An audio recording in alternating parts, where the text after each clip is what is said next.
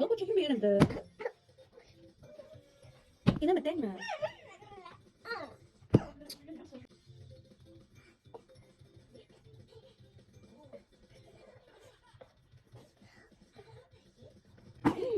Yemedim ama ben vereceğim halaya.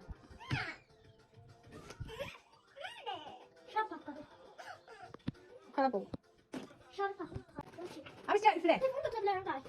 Abi gel üfle. Atarım tortu.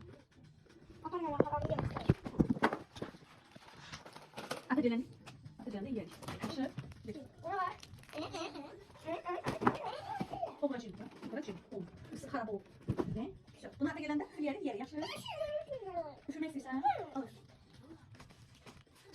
Nasıl? Nersin? Tamam. Böyle üfürüyorsan. Mama üfürüyor. Sonra yersen de değil mi? Atacağım da yersen.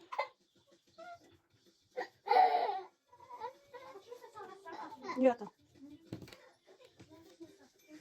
Neyse. On olmaz. Şimdi yemek olmaz da sonra yersin. Gel. Kaşık getir. Ya.